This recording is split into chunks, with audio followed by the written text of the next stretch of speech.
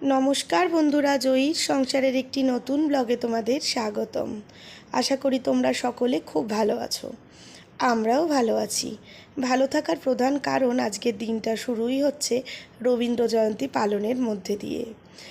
মুনিয়া এখানে তার মতন করে ঘরে রবীন্দ্র জয়ন্তী পালন করে সে এসেছে এখন তার নাচের স্কুলের রবীন্দ্র জয়ন্তী অনুষ্ঠানের মধ্যে।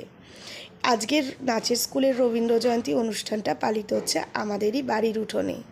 তাই সমস্ত স্টুডেন্ট তাদের সঙ্গে তাদের বাবা মা প্রত্যেকে এসে এখানে হাজির হয়েছে।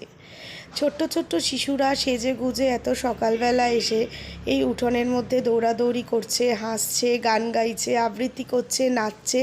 সব কিছু মিলিয়ে যেন আজ আমাদের বাড়ির উঠোনটা এক অন্যরকম রূপ নিয়েছে। দেখে এত ভালো লাগছে। সব থেকে ভালো লাগছে ভোর 5টায় উঠে রেডি হয়ে এই ছোটো ছোটো শিশুগুলো 6টার মধ্যে উৎসাহ ভরে কী সুন্দর এসে এখানে হাজির হয়েছে। এক এক করে প্রত্যেকটা নাচ এইভাবেই এখানে পরিবেশিত হচ্ছে।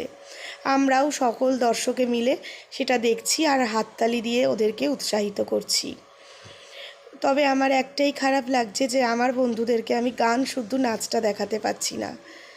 যেহেতু গান দেওয়া যাবে না, সেই জন্য তোমাদের সাথে শুধুই নাচটাই শেয়ার করলাম।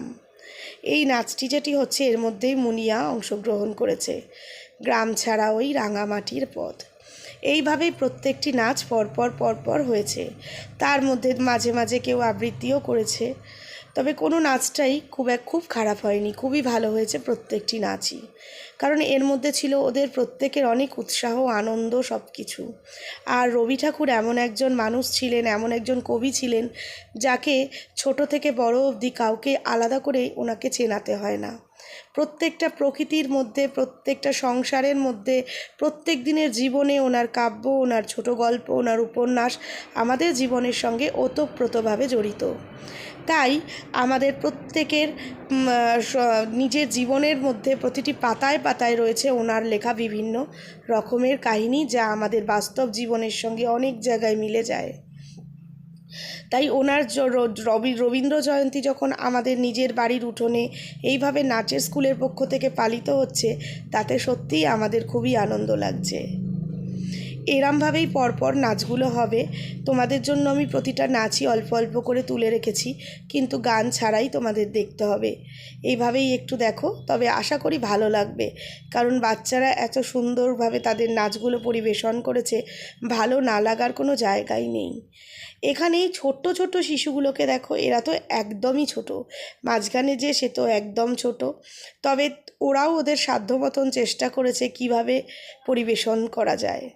আমরা তো এত ছোটোবেলায় এত লোক দেখে ভ্যাবাচ্যাকা খেয়ে যেতাম। ওরা যে উঠে সকালবেলা সেজে গুজে এসে এখানে নিজেদের মতন করে নাচ করছে, এই জন্যই সবার আগে ওদেরকে হাততালি দিয়ে আরও উৎসাহিত করার দরকার।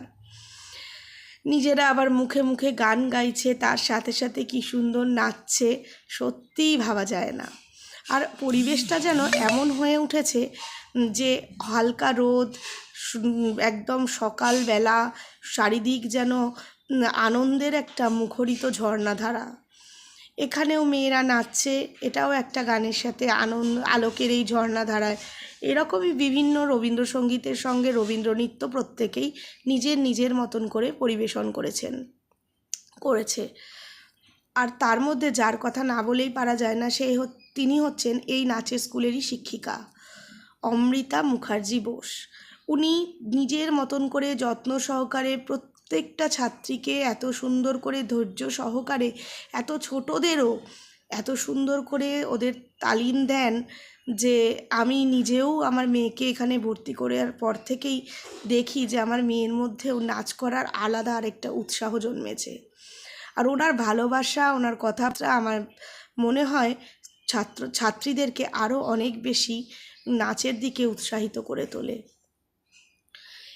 এরকমভাবেই পরপর একটার পর একটা নাচ হতে থাকছে। তবে এই নাচটা যারা করছে তারা অনেক বড়, এদের নাচটাও খুব সুন্দর। আর এরা প্রথম দিকে একটা নাচ করেছে, এখন আরেকটা নাচ করছে। প্রত্যেকটা নাচই খুব সুন্দর হয়েছে। এখন আমরা অনুষ্ঠানের শেষ পর্যায়ে এসে পৌঁছেছি। অনেক অনুরোধের পরে, সকলের অনুরোধে ম্যাম এই নাচটি সকলের সামনে পরিবেশন করেছেন। খুব সুন্দরভাবে উনি এই নাচটিকে উপস্থাপিত করেছেন।